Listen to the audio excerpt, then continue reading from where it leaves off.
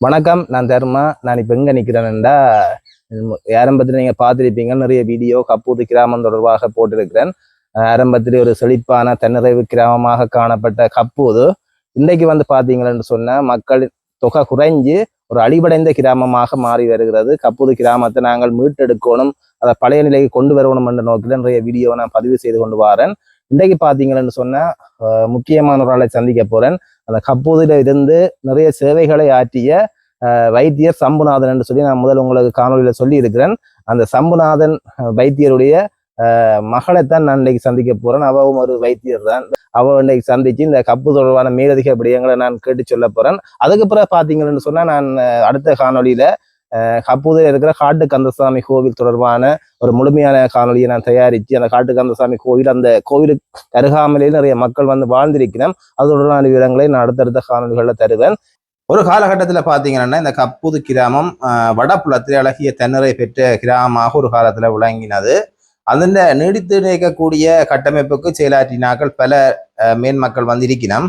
இருந்தாலும் அவர்களின் மறைவுக்கு பின்னர் நாட்டு நிலவிய போர்ச்சூழலால இந்த ஊருக்காக உழைக்கின்ற மக்கள் கூட்டம், ஊருக்காக உழைத்த மக்கள் கூட்டம் வேறு நாடுகளுக்கு போக துவங்கிச்சினம். அதே நேரம் வெளி மாவட்டங்களிலேயும் சிதறுண்டு போய் அங்கே குடியேற துவங்கிச்சினம். வந்து இந்த கப்பூது கிராமத்தில் ஒரு பாரிய ஒரு வெற்றிடத்தை உண்டு பண்ணியது. முன்னரை விடவும் தற்போது அடிப்படை வசதிகள் இங்கே வந்து நிறைய இருந்த போதிலும் நிறைய பேர் வந்து வேறு வேறு இடங்கள்ல தான் வசிக்கணும். இந்த முன்னர் உருவாக்கப்பட்ட கட்டமைப்புகள் எல்லாம் இப்போது சிதைவடைந்து போயுள்ளது மிகுந்த ஒரு துயரத்தை உண்டு பண்ற ஒரு செயலாக காணப்படுவது ஒரு வருத்தத்துக்குரிய விடயம். இதுல பாத்தீங்கன்னு சொன்னா கல்வியை நோக்கின பயணமாகவும் மற்ற வேறு வேறு வசதிகளை நோக்கிய பயணமாகவும் மக்கள் வேறு வேறு இடங்களுக்கு நகர தொடங்கினது வந்து ஒரு கசப்பான ஒரு செயற்பாடாகத்தான் நிலை காணப்படுகிறது. இந்த கிராமத்தின் மீள் கட்டுமானம் பற்றி பேசும்போது மூத்தோர்கள் பலரின் நினைவுகளை நாங்கள் புறந்தள்ளிவிட முடியாது. இந்த கிராமத்தின் வரலாற்றுகளை ஆவணப்படுத்தணும் என்ற நோக்கில நான் இன்றைக்கு ஒரு முக்கியமான ஒரு நபரை வந்து சந்திக்க போறேன். பாத்தீங்கன்னு சொன்னா முக்கியமான ஒரு ஆளை சந்திக்க போறேன். அந்த கப்பூதில இருந்து நிறைய சேவைகளை ஆற்றிய வைத்தியர் சம்புநாதன் என்று சொல்லி நான் முதல் உங்களுக்கு காணொலியில சொல்லி இருக்கிறேன். அந்த சம்புநாதன் வைத்தியருடைய மகளைத்தான் நான் இன்றைக்கு சந்திக்க போறேன். அவவும் ஒரு வைத்தியர் தான். அவ இன்றைக்கு சந்திச்சு இந்த கப்பு தொடர்பான மேலதிக விடயங்களை நான் கேட்டு சொல்ல போறேன். அதுக்கு பிறகு பாத்தீங்கன்னு சொன்னா நான் அடுத்த காணொலியில கப்பூதில் இருக்கிற காட்டு கந்தசாமி கோவில் தொடர்பான ஒரு முழுமையான காணொலியை நான் தயாரித்து அந்த காட்டு கந்தசாமி கோவில், அந்த கோவிலுக்கு அருகாமலே நிறைய மக்கள் வந்து வாழ்ந்திருக்கிறேன், அது தொடர்பான விவரங்களை நான் அடுத்தடுத்த காணொலிகளில் தருவேன். வணக்கம். வணக்கம். வணக்கம். இப்ப உங்களை பற்றி ஒரு அறிமுகம் என்று சொல்லிட்டு, நான் வந்து கப்புதுவில் பிறந்து வளர்ந்த ஒரு ஆள். பிறகு 5 வயசுல கொழும்புக்கு போய் சித்தியோட இருந்து வளர்ந்த நான். பிறகு அந்த 58ஆம் ஆண்டு கலவரத்தில் யாழ்ப்பாணம் வந்து ஸ்காலர்ஷிப் பாஸ் பண்ணி நெல்லியடி சென்ட்ரல் காலேஜில் படித்தேன் நான். பிறகு இந்த ஐயா டாக்டர்ன்றபடியா ஆயுர்வேதிக் காலேஜில் படித்து ஒரு வைத்தியராக இருக்கிறேன். என்னது தாய் தப்பன் கப்புது. ஆனா அவையோட அப்பா வந்து கரணவாய். எங்கட அம்மாட தாப்பனர் வந்து கரணவாய். கரணவாய் அம்மம்மா வந்து கிரவட்டி. அவியல் 2 பேரும் கப்புதுல வந்து வயல் செய்து கொண்டிருந்தவியல். அப்ப அவியலோட சேர்ந்த சொந்தக்கார ஆக்கள் எல்லாரும் வயல் செய்து கொண்டிருக்கல அங்கே ஒரு காணிகளை எடுத்து குடியிருந்தவியல். அப்ப குடியிருந்தா இந்த பிள்ளைகள் படிக்க பள்ளிக்கூடம் வேணும். பள்ளிக்கூடம், சங்க கடை, மற்றது வாசிசாலை, வைத்தியசாலைன்னு சொல்லி ஒரு கிராமமா மாறிட்டு அது. அந்த கிராமத்துலதான் நான் டாக்டர் சம்புநாதன் நெல்லம்மா தம்பதியோட மகளா பிறந்த நான். இவர் ஏகாம்பர சட்டம்பியார் இந்த தாத்தா. அவர் படிச்ச மனுஷன்ன்றபடியால் ஒரு பாடசாலையை தண்ட சிலவில கட்டி ஹிந்து போட்டு ராஜரிடத்துல ஒப்படைச்சு அங்க முதல் என்னுடைய தகப்பனார் தான் பிரின்சிபலா இருந்தவர். சம்புநாதன் தான் அதிபரா இருந்தவர். அவருக்கு பிறகு அம்மாட சமயன் தில்லியம்பலம் இருந்தவர். பிறகு எங்கட அம்மா தான் அதுக்கு அதிபரா இருந்தவர். அதிபரா இருந்தவர். அவையோட பள்ளிக்கூடம் அவைய படித்தபடியா அவைய அதிபரா இருந்த. பிறகு கொழும்புல இருந்து இந்த சித்தப்பாவும் சித்தியும் இங்கே வந்திருந்த வேளவேல் ஒருத்தருக்கு பிறகு ஒரு தர கந்தவனம் மாஸ்டர் மற்றது கந்தவனம் தங்கம்மா அதிபரா இருந்து பிறகு அவற்ற மகள் தவமலர் ஜெயக்குமார் இருந்து அதோட பள்ளிக்கூடம் மூடப்பட்டுட்டு ஜெயக்குமார் மூடப்பட்டுட்டு இந்த பாடசாலையின் ஆசிரியர் என்ற வகையில் நாங்கள் கூறக்கூடியவர்கள் மணியம்மா ஏகாம்பரம் விநாயகமூர்த்தி ஐயாத்துரை மற்றது அராலிலிருந்து வந்து கற்பித்ததாகவும் ஒரு ஆசிரியர் வந்து கூறப்படுகிறது. ஆனால் இப்படி இருந்த பாடசாலை வந்து ஒரு காலத்துல மூடப்பட்டது வந்து ஒரு வருத்தத்துக்குரிய விடயம். ஒரு கிராமத்துல வந்து பாடசாலைகள் இருக்கிறது போல முக்கியம் என்று தெரியும். ஆனா சில காரணங்களுக்காக இந்த பாடசாலை வந்து மூடப்பட்டது. சனங்கள் எல்லாம் வெளிநாடுகளுக்கும் கரணவாய் அப்படியான இடங்களுக்கும் போயிட்டினான். அப்ப அதால அங்க பள்ளிக்கூடம் நடக்க இல்லை. எங்கட கப்புது வந்து ஒரு பிரசித்தி பெற்ற இடம் என்னன்னு சொன்னா யாழ்ப்பாணத்துல 3 இடம் இருக்கு. வடமராட்சி, தென்மராட்சி, வலிகாமம். அது 3க்கும் நடுவில் இருக்கிறதான் கப்புது. அந்த எல்லை கிராமம் சொல்லலாம். அந்த கிராமத்துல இருந்தா 3 இடங்களுக்கும் போறதுக்கு ஒரு சென்டர்ல இருக்குது. மாரி காலத்துல தொண்டமன்னாறு தண்ணி திறந்து விட்டால் ஊரை சுற்றி கடல் இருக்கும். அப்ப பார்த்தா ஒரு தீவு மாதிரி இருக்கும். நல்ல பசுமையா வயல்கள் எல்லாம் இருக்கும். கோடை காலத்துல அது கட்டாந்தரியாகி மாடுகள் மேய்கிற புல்வெளி மாதிரி இருக்கும். அப்ப அந்த நேரம் வறண்டு போயிருக்கும். எங்களோட ஊர்ல வந்து முந்தி பச்சை காடுகள் எல்லாம் குறைவு, பயிர் செய்ய நிலங்கள் தான் கூட. இப்ப ஆட்கள் இல்லாதபடியா பச்சை காடுகள் எல்லாம் வளர்ந்து ஊரை சுத்தி காடுதான். ஊரை சுத்தி இல்ல, இப்ப வீடுகளுக்கே காடு, வீட்டு காணிகள் காடுகள் மாதிரி காடு பற்றி போய் கிடக்கு. அதை பார்த்தா எங்களுக்கு சரியான வயிற்றுச்சல். இந்த நாங்கள் ஒரு காலத்துல இருக்கல அந்த பூமியில நடந்த விஷயங்கள் எல்லாம் எங்களுக்கு கண்ணுக்குள்ள தெரியற மாதிரி நல்ல செழிப்பா இருந்தது. எங்களோட ஊர் ஆக பிரசித்தி பெற்றது என்னன்னு சொன்னா விருந்தினர்களை வரவேற்பார்கள், ஒற்றுமை. அங்க உள்ள முழு பேருமே விவசாயம் செய்யற ஆக்கள் தான். மாமிசங்களும் சாப்பிடுற இல்ல, கோயிலோட சம்பந்தப்பட்ட ஆக்கள். 3 கோயில் இருக்கு எங்களோட ஊர்ல. அந்த கோயில்கள்ல ராஜகோபுரம் எல்லாம் கட்டி பெரிய திருவிழாக்கள் எல்லாம் நடைபெறுது. அந்த நான் சின்ன பிள்ளையா இருக்கிற காலத்துல எங்களோட கோயில்கள் வந்து நல்ல திருவிழாக்கள் நடந்து கொண்டிருந்தது. காவடி, மற்ற கரகம், கோலாட்டம், கும்மின்னு சொல்லி இந்த கலை நிகழ்ச்சிகள் எல்லாம் வச்சுத்தான் கோயில்கள் சிறப்பாக நடந்தது. எங்களோட பாடசாலையில இருந்து ஒரு குறிப்பிட்ட ஒரு 1/4 கிலோமீட்டர் அளவில் பிள்ளையார் கோயில் இருக்குது. அந்த பிள்ளையார் நல்ல அருள் உள்ள பிள்ளையார்ன்னு சொல்லி எல்லாரும் வழிபடுவினோம். அந்த பிள்ளையார் வந்து எங்களோட ஊர்ல ஈச்சம்பட்டியல் கூட ஈச்சம்பழம் ஆயப்போய்க்குல எங்களோட மாமா அம்மாட தம்பியார் சனிகாசலம் அவர்கள் சின்ன பையனா இருக்குல ஒரு ஈச்சம்பத்தேக்குல தான் அந்த பிள்ளையார், ஒரு குட்டி பிள்ளையார் இருந்ததாம். அதை அவர் எடுத்து கொண்டு தங்களோட பொடியலோடு சேர்ந்து அதுக்கு மாலையெல்லாம் கட்டி போட்டு விளையாடி கொண்டிருந்த ஒரு நாள் தாத்தா கண்டுட்டார்.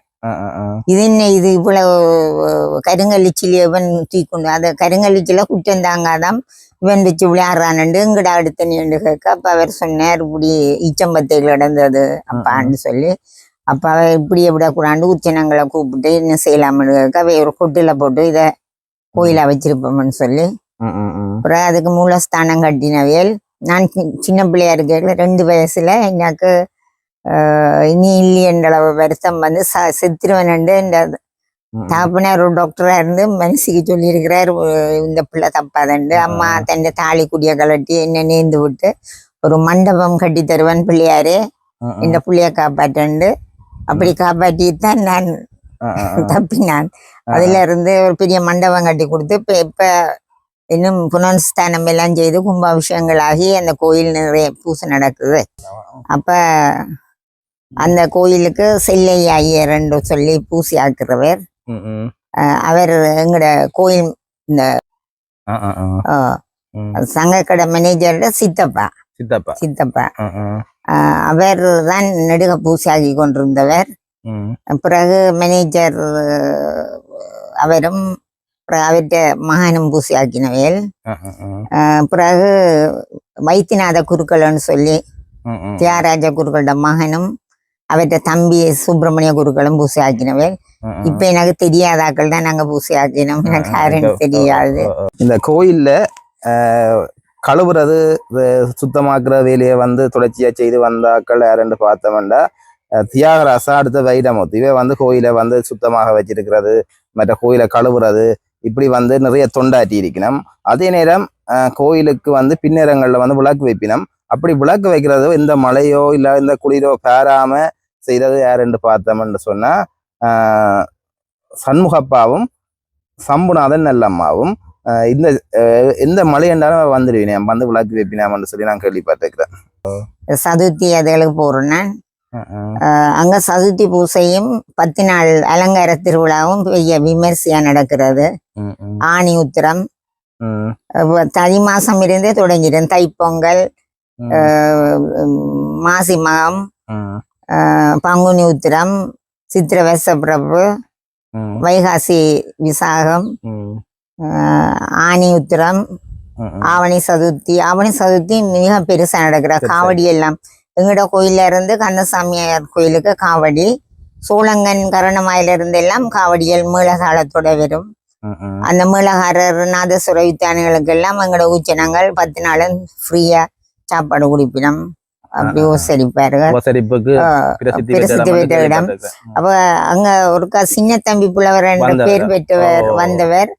அப்ப எங்கட தாத்தா ஏகாம்பர சட்டம்பியாரும் கொஞ்சம் பேரும் சேர்ந்து அவருக்கு நல்ல விருந்து கொண்டு போட்டினோம். கப்பு சந்தியில ஒரு பந்தல் போட்டு அதுலதான் பெரிய விழா மாதிரி அவரை வரவேற்றுவேன். அப்ப அவர் அந்த இயற்கையான மரங்களை வச்சு கப்பா வச்சுதான் அந்த பந்தல் போட்டிருந்ததாம். அப்ப அவர் கேட்டாராம் இந்த ஊருக்கு என்ன பேருண்டு, தூவெளின்னு சொல்லி ஒரு பெரிய வெளியில தூவெளின்னு தான் அதை சொல்றது. அவர் சொன்னாராம் அப்படி சொல்லக்கூடாது, இது கப்புது, இந்த ஊருக்கு பேர் கப்புது என்று வைங்கன்னு சொல்லி அதுல இருந்துதான் கப்புது உண்டு.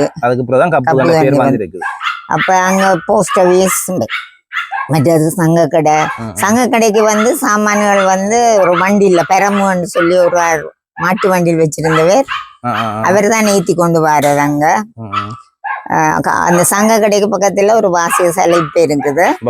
வாசிய சாலை போட்டு இருக்காது அந்த சந்தியில அப்போது அந்த நேரத்துல கிராம முன்னேற்ற சங்கம் இப்ப அது பத்தக்காடு வளர்ந்து. அது முந்தி வந்து பள்ளிக்கூடத்துல ஒரு பகுதியில தான் ஒரு கொட்டில் போட்டு வாசிய சாலை என்று இருந்தது. அந்த வாசிய சாலையில ஒரு மரத்தால செய்த ரேடியோ ஒரு அலிமாரி அளவு இருக்கும். அதுலதான் ஜனங்கள் எல்லாம் வந்து மாலை ஆகின உடனே வந்து எல்லாரும் நிகழ்ச்சிகள் கேட்பினோம். அந்த கிராமத்துல ஒரு ரேடியோ தான், ஒரே ஒரு ரேடியோ தான், பொழுதுபோக்கு அதே உண்டுதான். அப்ப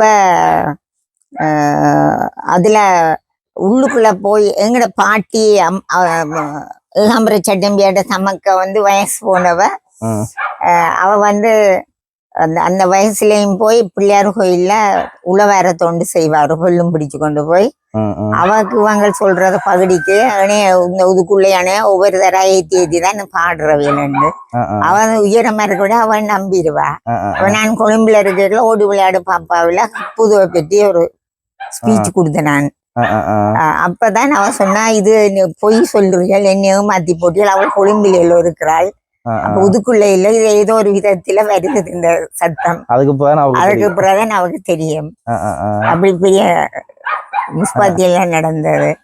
அங்க முரியசப்பான்னு சொல்லி அவர் தான் காவல் இருக்கிறது. அது ஒரு கால் தீ பிடிச்சிட்டு அதுக்கு பிறகுதான் அந்த சந்தியில கட்டிடமா கட்டி வாசிசார். அதுக்கு ஒரு டிவி ஒன்று உபயோகமா கொடுத்தவேல் அந்த முன்னேற்ற சங்கத்துக்கு.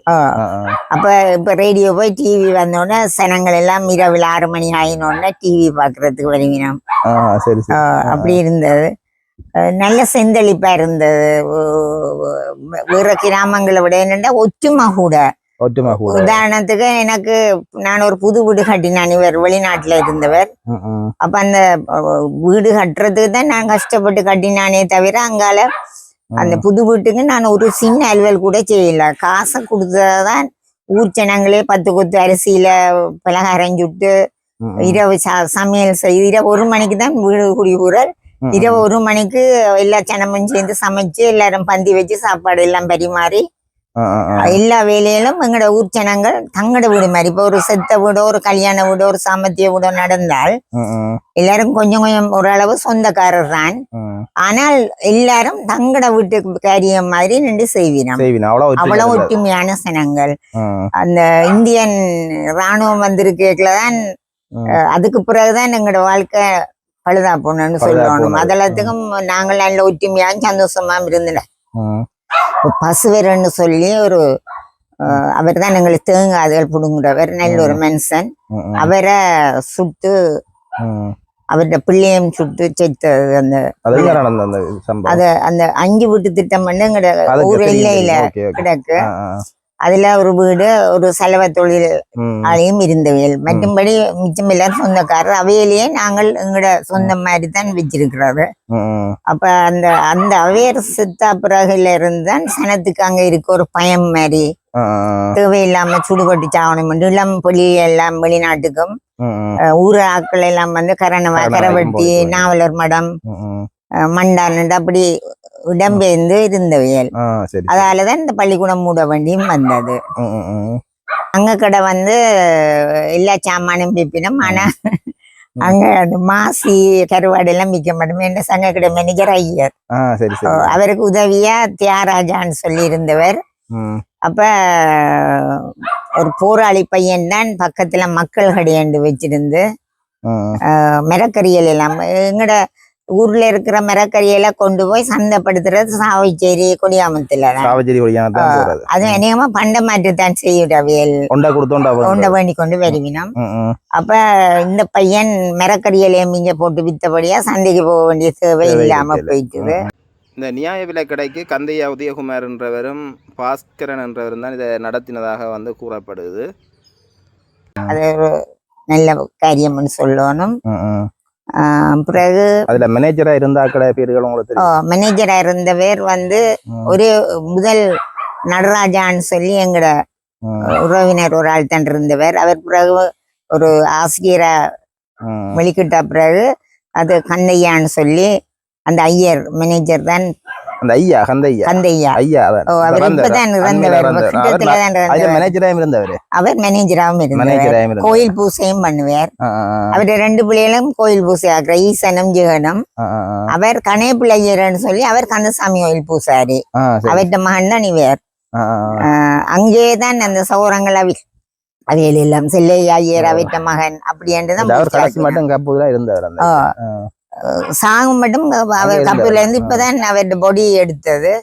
அவருக்கு 2 பிள்ளைகள் இந்த நாட்டுக்காக விடுதலைக்காண்டி போய் போராடின. அதுல ஒரு ஆள் பிரிகேடியர் விதுசா, அவர் விதுசன் என்ற ஒரு தம்பியாரும்.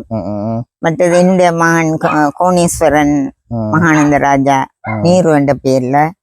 எங்களோட சித்திர மகன் வந்து தவக்குமார் முரளி என்று சொல்றது. மற்றது மன்மதன், அப்பன், அப்பு, சிவசக்தி வேலுப்புள்ள,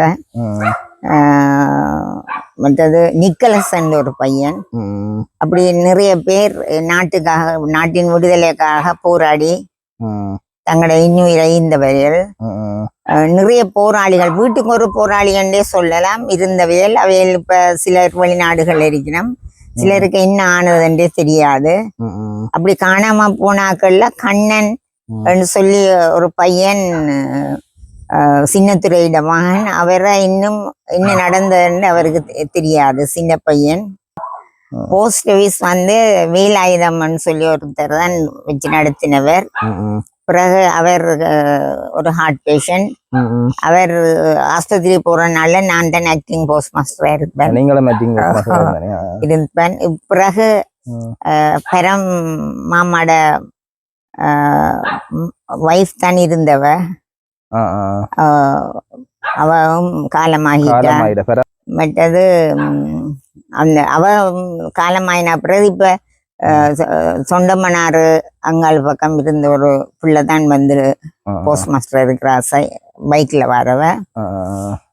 போஸ்ட் ஆபீஸ் ஒண்ணுதான் நாங்க இப்போ இயங்கி கொண்டிருக்கு. மற்ற எல்லா ஸ்தாபனமும் மற்ற எல்லா கட்டமைப்புகளும் இல்ல போயிட்டு எங்கட இந்த தாப்பனர் அதிபரா இருக்கிற காலத்துல எங்கட பக்கத்துல அந்தனத்திடல் என்ற ஊர்ல இருக்கிற பிள்ளைகளும் எங்கட பள்ளிக்கூடத்துலாம் படிச்சவையல். அப்ப ஒரு பையன் ஐயாத்துறைன்னு சொல்லி அவருடைய தாப்பன் கொண்டு போய் தேத்தனி கடை ஒண்டில கேகாலையில விட்டுட்டு வந்தவர். அந்த பையன் நல்ல கெட்டிக்காரன்னு சொல்லி ஐயா நேரடியா போய் கூட்டி கொண்டு வந்து அந்த படிக்க விட்டு அவர் பிறகு கிளிநொச்சி ஏஜியா இருந்தவர். இருந்தவர்.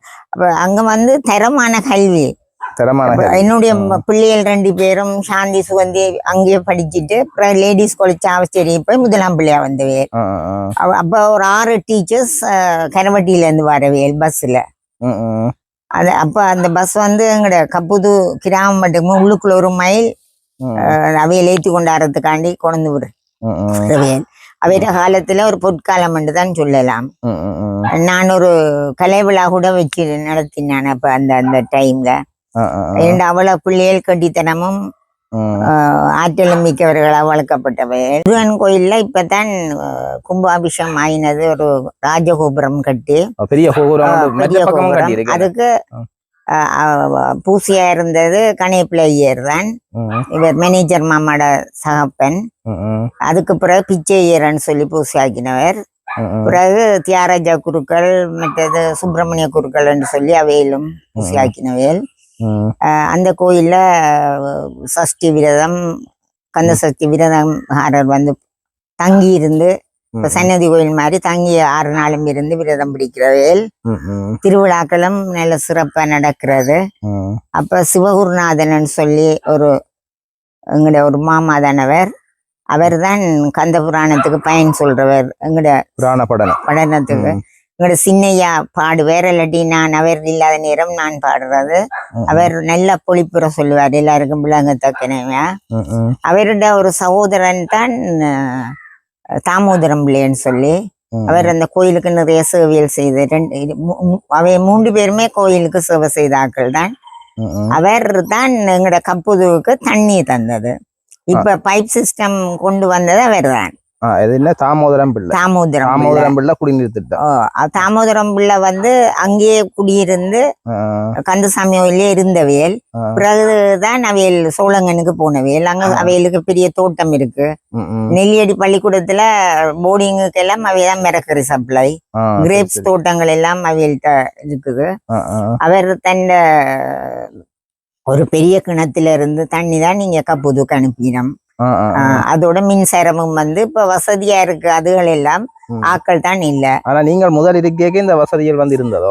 இந்த வசதியில் ஒண்ணும் இல்ல. அங்க தம்பரோட இல்லாட்டி அம்பலாவி என்ற இடங்கள்ல 1 மைல் 2 மைல் போய்தான் பிள்ளைகள் தண்ணி கொண்டு வர்றது. குடங்கள்லயும் கேனுகள்லயும் கொண்டு அறிவினோம். அப்ப நான் புது வீடு கட்டி இருக்கேங்கள ஒரு ரெக்டர் உழவு மிஷின் இல்லதான் தண்ணி ஏற்றி வைக்கிறேன். இந்த 40 லிட்டர் உள்கலன்களுக்குள்ள ஏற்றி வச்சிருக்கிறான். தண்ணி விடாண்டு வாரவேலுக்கு தண்ணி உடுக்காட்டில் எப்படி இருக்கும். நாங்கள் பஞ்சமான தண்ணிக்கு பஞ்சமா இருந்தாக்களுக்கு தான் தண்ணி விடாயிட அருமை தெரியும். தண்ணி தாகம் எப்படி இருக்கும்னு சொல்லி நான் அதுக்கு அப்புறம் கல்பட்டியில கூட இருந்தேன்னா அங்கேயும் இதே பிரச்சனை தான்.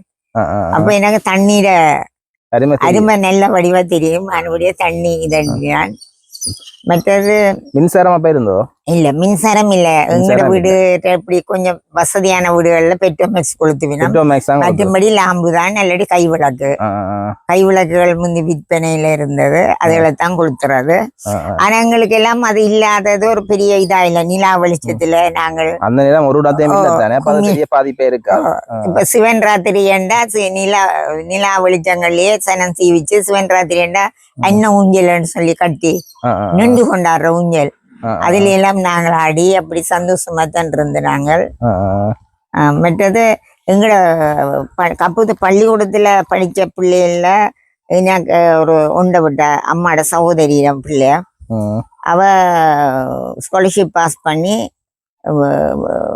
பல்கலைக்கழகத்துல சமஸ்கிருத லெக்சரா இருந்தவ.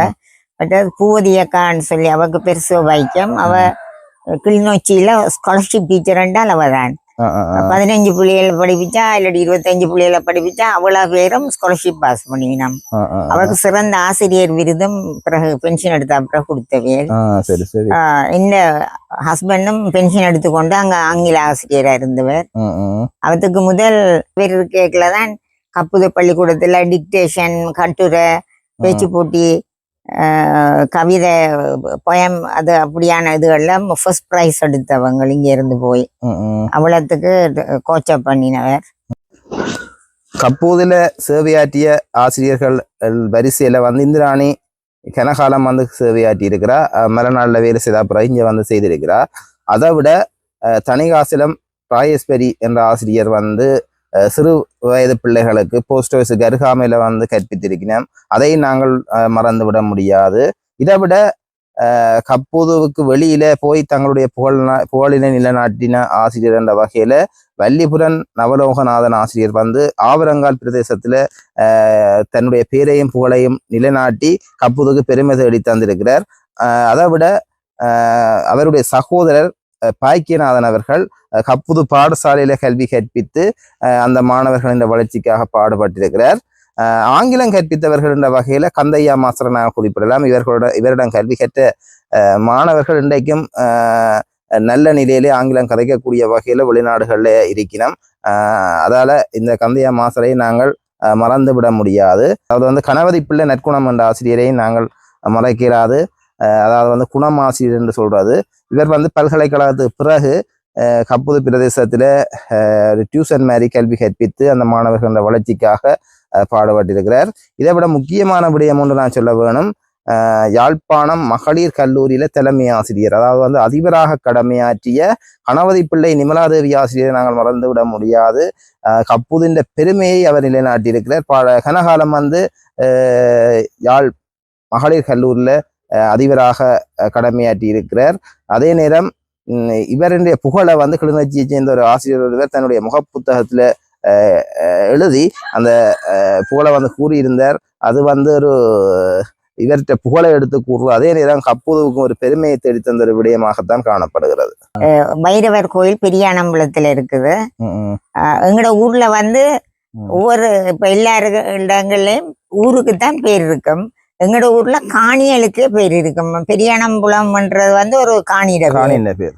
அது மாதிரி ஏதரவட்டம், பருத்தி திடல், இளந்த திடல், தவசியர் கலட்டி, அப்படி செம்பாடு, அப்படியே பேர்கள்ல தான் அந்த காணிகள் எல்லாம் இருக்கும். அவ சொல்றது கந்தரோட்டம் சொல்லி. அப்ப பெரியானம்புலத்துல இருக்கிற வைரவர் கோயில் வந்து உண்மையா அங்கட அம்மா சொல்லுவா அது ஒரு காளி கோயில் தான். ஆனா சூலம் வச்சுக்கிறபடியா வைரவர் ரெண்டு எல்லாரும் கும்பிடுறாண்டு சரியான பவர்ஃபுல்லான அந்த அம்மன்னு சொல்லி. அப்ப அந்த கட்டைக்குள்ள அந்த அதுக்கு அந்த தலை விருட்சம் வந்து நுணாமரம், அதுல ஏறி இருந்து ஒருத்தர் வீடி குடிப்பாராம் கட்டுற ஒரு ஆள் கூலிக்கு வந்தவர். அப்ப எங்க அம்மா சொல்லுவா, தம்பி இது விளையாட்டு இல்லை, இதுல இல்லாம அப்படி செய்யாதேங்கன்னு சொல்ல கேட்கல. அப்புறம் அவர் தலை ஊத்திகரணமா விழுந்து செத்துவர். என்றால் அந்த கோயில்னு சொல்லி மதிக்காம விட்டபடியா.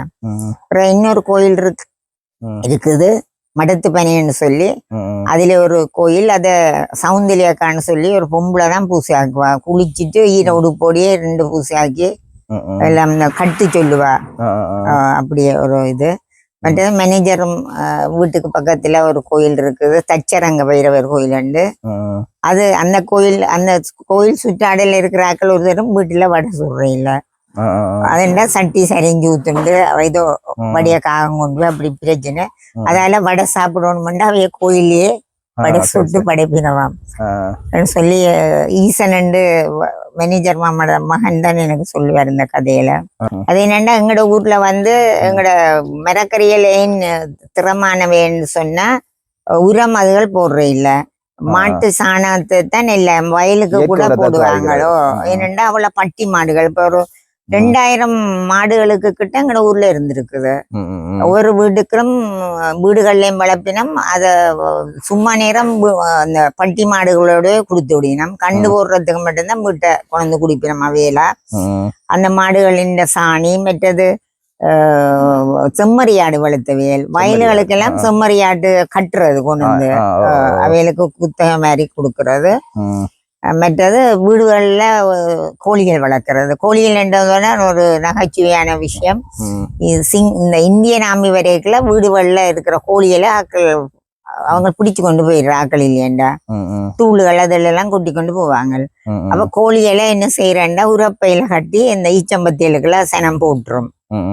அப்ப அவன் அவசரத்துல விட்டுட்டு ஓடினா உடனே கோழிகள் இருக்குன்னு தானே வீட்டுல அதுகள் மேய்ஞ்சு கொண்டு அவன் பிடிச்சு தர சொல்லி வீட்டுல நிக்கிறாக்கள சொல்லுவான்.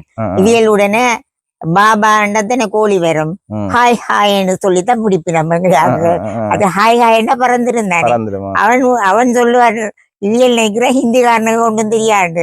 அவன் சொல்லுவான் ஹாய் ஹாய் இல்ல பாபான்னு கூப்பிடுங்கன்னு சொல்லி அந்த சோழல சும்மா பிடிப்பான். அப்படி இல்ல காசு தாங்கன்னா ஒரு 10 ரூபா தான் கொடுப்பான் ஒரு சேவலுக்கு 10 ரூபா. 10 ரூபான்னா ஒரு முட்டாஸ் கூட வண்டியில அது அவன் அப்படித்தான் நிற்பான். அப்படியெல்லாம் பெரிய நகைச்சுவையல் நிகழ்ச்சிகள் நடந்தது. இந்தியன் ஆர்மி இருக்கைக்குள்ள இந்தியன் ஆர்மி இருக்கைக்குள்ள சரியான கொடுமையில் நடந்தது. பெண்களை சீரழிச்சவங்கள் தேவையில்லாம ஆக்களை எல்லாம் கைது செய்து கொண்டு போய் அந்த இடத்துல இருந்து மக்கள் இடம்பெற வேண்டி வந்ததுக்கு காரணமே இந்தியன் ஆர்மி தான். அங்க வந்து ஒரு தன்னிறைவு பொருளாதார முறைமை ஒன்று இருந்திருக்கு. எல்லாம் இருந்திருக்கு. ஆக தண்ணீரும் அதுவும் போய் தூரத்தில் அள்ளி கொண்டிருவினா மற்றது எலக்ட்ரிக் லைட் தான் இல்ல. மற்ற எல்லா வித வசதிகளோடையும் இருந்தவையல். தகப்பனார் வந்து மருத்துவரா இருந்தவர். அம்மாவும் கூடுதலா அவர் வந்து கூடுதலான மருத்துவம் பாம்பு கடிக்குதான் செய்யறவர் விஷ வைத்தியம். மற்றது தொய்வுக்கும் அவருக்கே தொய்வு இருந்தது. தான் அந்த இது ஏடுகளை பார்த்து அவர் அந்த மூலிகைகளை கண்டுபிடிச்சு ஒரு குளிசை செய்து அதை தன்னை சோமாய் கொண்டுதான் மிச்சாக்களுக்கு வைத்தியம் செய்தவர். அவர் வைத்தியரா இருந்த காலத்துல ஒரு கொழும்புக்கு போயிட்டார். அந்த நேரம் எங்கட மகாத்மா தியேட்டர் நெல்லியடியில எங்கட ஒரு மாமா அவர்கிட்ட மகன் வந்து பாம்பு கடிச்சு செத்துட்டார் அப்படின்னு சொல்லி டிஎம்ஓவே மந்தியில சொல்லி அனுப்பிட்டினோம். வந்து இங்க பாட கட்டி அவரே ஏத்தியாச்சுது இதுல. ஐயா அப்பதான் கொழும்புல இருந்து வந்து இறங்குறார். என்னன்னு கேட்டா அப்படியே செத்த விடாமன்றோட உடனே ஐயா ஓடிய வந்து பாடி இறக்கி நசியம்னு சொல்லி அடிச்சு அந்த வெத்தில மிளகெல்லாம் போட்டு அப்படி அடிச்சு உயிர்ப்பித்தவர். அதுல இருந்து ஐயாவுக்கு மந்திய டிஎம்ஓ வந்து பாராட்டினவர். அவ்வளவு கெட்டிக்காரன்னு சொல்லி. மற்றது வவுனியால கொழும்புல இருந்து கூட நோயாளிகள் வந்து தொய்வை மாத்தி கொண்டு போறவியல். அதுக்கு அவர் இலவசமா சாப்பாடுகளும் கொடுத்து தான் எங்கட வீட்லயே சாப்பாடு கொடுத்துதுன்றது. மற்றது எங்கட ஊர் மக்களுக்கெல்லாம் இலவசமா தான் வைத்தியம் செய்யறது. அதாலவே இல்லை அந்த மரக்கறி காலங்கள்ல எல்லாம் மரக்கறியை கொண்டு குடிப்பிடும். அப்ப ஊர்ல மரக்கறி தோட்டங்கள் எல்லாம் இருந்தது. வெங்காயம் மிளகாய் எல்லாம் இருந்தது. செத்தல் மிளகாயை வந்து இந்தியாவில இருந்து இங்க இறக்குமதி செய்யக்கூடாதுன்னு சொல்லி ஸ்ரீமாவோட காலத்துல ஸ்ரீமா பண்டார் நாயக்கோட காலத்துல புதுவில வீடுகள் அந்த மாதிரி கட்டினவில்லை. அவளை வித்து சனம் இந்த முகம் பாக்குற கண்ணாடி எல்லாம் பதிச்சுத்தான் வீடுகள். அந்த நேரம் கப்புத வந்து பார்த்தா ஏதோ பெரிய பணக்கார ஊர் மாதிரி இருந்திருக்கும். இப்ப காடு பத்தி போய் வீடுகளை முடிஞ்சு கொண்டு பார்த்தா சரியான கவலைப்படத்தக்கனையா இருக்குது. எங்களுடைய இளைஞர்கள் இப்பயும் அதை துப்புரவாக்கணும்னு பாடுபாடினோம். என்னுடைய ஒரு பராமகன் செந்தூரன் லதா மற்றது என்னுடைய மகள் சாந்தி சுசீவன் இவ்வளவு பேரும் சொல்லியிருக்கிறோம். இந்த வருஷம் எப்படியும் நாங்கள் அந்த வீடுகளை காணிகளை திருத்தி பழையபடி ஊரை பேண வேணும்னு சொல்லி அதோட வெளிநாடுகள்ல இருக்கிற எங்கட சனங்களும் வந்து அந்த தங்களோட காணிகளை திருத்தி குத்தகை கொடுக்கவோ இல்லாட்டி இலவசமா சனத்தை இருத்தவோ செய்ய வேணும்னு வேண்டிக் கொள்றேன். ஆங்கில ஆசிரியர்கள்ல விநாயகம் பத்தியர்ன்னு சொல்லி கரணவாயிலிருந்து வந்து படிப்பித்தவர். அவரும் நல்ல தரமான ஆசிரியர். எங்களோட கப்புதுவில இருந்து மலைநாட்டுக்கு என்னுடைய 2 மாமாமார்கள் தனிகாசலம் மயில் வாகனம் மற்ற கந்தையா இவ்வளோ பேரும் மலைநாட்டுக்கு போய் இங்கே இருந்து படிப்பிச்சவையல். மற்ற சிவபிராசம்னு சொல்லி அவர் சீக்கிரம் காலேஜில் படிப்பிச்சவர். மற்ற இந்திராணி சோபாலன் கப்புது பள்ளிக்கூடத்துலேயும் பிறகு படிப்பிச்சவர். ட்ரைனிங் காலேஜ் போய் வந்த பிறகு ட்ரைனிங் காலேஜ் போகும் முதல் தொண்டர் ஆசிரியராக மலைநாட்டில் தான் முதல் படிப்பிச்சவர். நிறைய ஆசிரியர்கள் கப்புதில் இருந்து வெளியிடங்களில் சென்றும் படிப்பிச்சவையல். கூடுதலாக கப்புது பாடசாலையில தான் அநேகமாக படிப்பிச்சு போட்டு அவையல் வெளியில வேறு இடங்களுக்கு போயிருந்தவையல். எங்களோட ஊர் பாலடைஞ்ச ஊரன்ற இது இல்லாமல் ஒரு புனருத்தானம் செய்து நல்ல ஊரா வரும். திருத்தலாம். அவையல் அந்த திருத்துற வேலன் தாங்கள் வந்து இங்க இருக்க போறோம், வெளிநாடு கசந்து போயிட்டோன்னு சொல்லினோம். அப்படி கொஞ்சம் கொஞ்சமா வந்தா பழையபடி பாடசாலை திறந்து ஊர் பழையபடி முன்னேறும்னு தான் நான் நம்புறேன். இலங்கையில எத்தனையோ இடங்கள்ல இருந்திருக்கிறேன். திருவோணமலை, மட்டக்களப்பு, கொழும்பு, முல்லைத்தீவு, மன்னார், கட்பட்டி, வவுனியா, அத்தனை இடங்கள்லையும் எவ்வளோ வசதிகள் இருந்த இடங்கள்லையும் இருந்திருக்கிறேன். ஆனா இந்த இலங்கையில உலகத்திலேயே எனக்கு பிடித்த இடம்னு சொன்னா அது கப்புதுதான். என்னென்றா நான் பிறந்த ஊர் என்றபடியாலும் அங்க உள்ள சனங்களின் அன்பாலையும் ஒற்றுமையாலையும். இப்ப ஒரு ஒரு வீட்டுல என்ன விசேஷம் நடந்தாலும் அது தங்கட வீடு மாதிரி பாவிச்சு உறவாடுற குணம் எங்கட குடும்பத்தவர்கள் பழகுற குணம் எங்கட ஊர் மக்களுக்கு இருப்பதால் கப்புதை போட ஒரு சிறந்த ஊர் இல்லை என்று சொல்லி எனது உரையை முடிக்கிறேன். நன்றி.